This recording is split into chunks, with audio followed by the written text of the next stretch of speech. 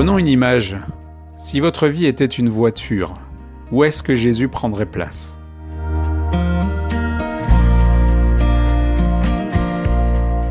Cette image, elle m'a été utile pour comprendre qu'il y a vraiment une différence entre accueillir Jésus dans sa vie et le laisser être ma vie.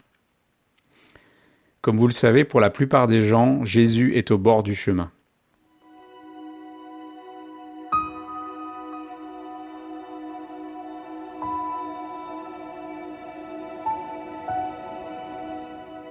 Dans Apocalypse 3:20, il nous est dit « Voici, je me tiens à la porte et je frappe. Si quelqu'un entend ma voix et ouvre la porte, j'entrerai chez lui. » Si nous continuons dans l'image de notre vie comme d'une voiture que nous conduisons le long des routes, alors on pourrait dire que, si nous nous présentons comme chrétiens, bien sûr, qu'à un moment donné, notre route a croisé celle de Jésus. Comme s'il était au bord du chemin, le Seigneur de l'univers, il s'approche de nous et nous fait signe.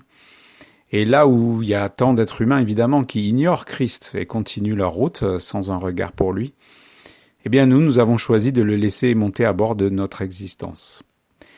Quel jour glorieux! Mais la vie chrétienne, c'est pas seulement cet instant, celui du salut. Jésus n'est pas seulement une porte, mais il est aussi un chemin à emprunter.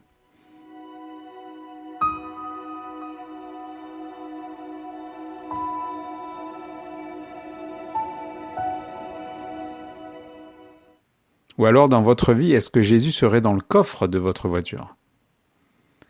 Voyons une lecture dans Matthieu 8, versets 24 et 25.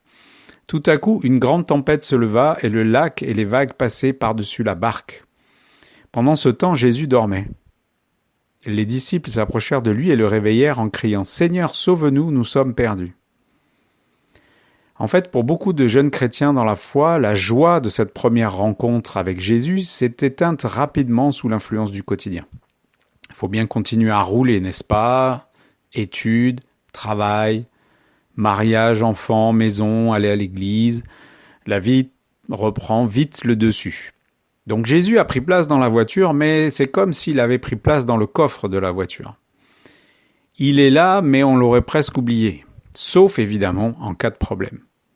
Comme dans ce passage où les disciples étaient dans la barque au milieu de la tempête. Alors là, à ce moment-là, évidemment, on se souvient de sa présence. Et si une épreuve survient, si nous avons besoin de changer un pneu crevé de notre voiture, si on peut toujours continuer dans cette image, alors nous sortons Jésus du coffre pour qu'il nous aide à réparer. Alors le Seigneur est patient pour nous aider à résoudre nos situations. Heureusement qu'il est là, il nous aime dans notre immaturité, n'en doutons pas. C'est pourquoi il vient, malgré tout, répondre à nos craintes, à nos soucis, à nos besoins, sans se lasser, comme un père aime aider ses enfants finalement.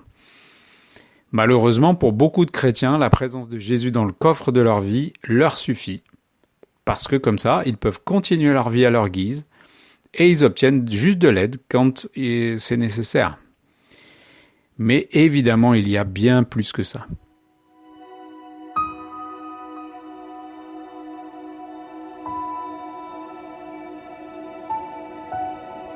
Alors peut-être que dans votre vie, Jésus est comme un copilote de votre voiture. Jean 3,30 dit « Il faut qu'il grandisse et que je diminue ». La maturité, heureusement, entraîne certains parmi les chrétiens à revoir la façon de mener leur vie. En général, c'est après des échecs répétés, la perte de leurs illusions, de douloureuses épreuves de la vie. À ce moment-là, on se rend compte que emprunter son propre chemin ne mènera nulle part. Et il est heureux celui qui se découvre incapable de faire quelque chose de bon ou de spirituel par lui-même. Se produit alors une merveilleuse œuvre de l'esprit, le désir que Jésus soit le chemin. Alors ceux qui en sont arrivés à ce stade commencent à interroger Jésus sur la voie à suivre. Ils font des prières du style « Qu'est-ce que tu veux que je fasse, Seigneur ?» pour savoir quelle route ils vont devoir prendre. Ils apprennent à discerner sa voie, à obéir à ses instructions. Ils sont devenus des disciples, en général en empruntant le chemin étroit, difficile, celui qui mène à la vie éternelle. Et là, ils vont découvrir combien les voies du Seigneur sont meilleures que les voies des hommes. Mais, encore une fois, on pourrait dire que cette étape-là est idéale, mais en fait, il reste encore une étape. pour que Jésus trouve sa place dans la voiture de notre vie.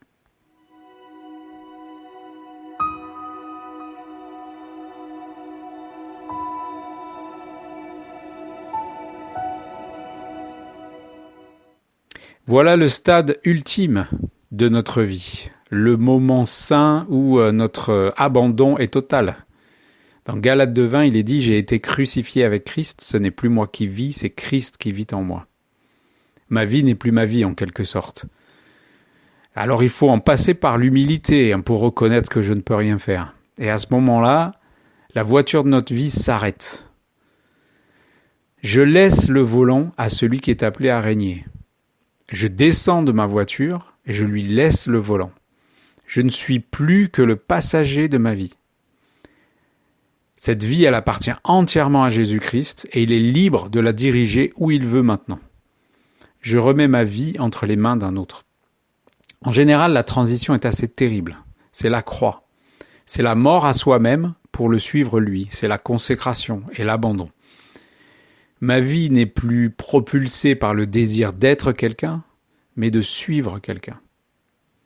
Alors ça va amener des questions. Où est-ce qu'il m'emmène ? Quelle est cette route que j'aurais jamais empruntée par moi-même ? Et bien sûr, il arrive que mon Jésus continue à me dire où il me conduit, mais ça lui arrive aussi parfois de me conduire tout en restant silencieux. Et en faisant cet échange de sièges dans ma vie, le point de vue a changé. Parce que je maîtrise plus rien, je maîtrise ni la vitesse de ma vie, ni la direction. Je voudrais même parfois reprendre le volant, ou encore je voudrais lui indiquer la route la plus sûre. Mais maintenant, c'est plus moi qui conduis, c'est plus moi qui vis, c'est lui qui vit en moi. Eh bien, chers amis, en réalité, c'est ici que la vie chrétienne normale commence. C'est là où je laisse le Seigneur être Seigneur, et non plus un simple passager de mon existence. Celle où l'incertitude, évidemment, est quotidienne, parce que je ne sais pas où il m'emmène. Mais la destination, elle est certaine. Aujourd'hui, il lui appartient. Ma vie lui appartient. Et là, enfin, le Christ peut dire de moi qu'il a trouvé un vainqueur, celui qui a déposé les armes. Celui qui s'est humilié et lui a vraiment fait confiance. Celui qui a eu la foi de lâcher sa vie avec l'espérance d'une nouvelle vie qu'il ne voit pas encore. Voilà. L'aventure, à ce stade, ne fait alors que commencer.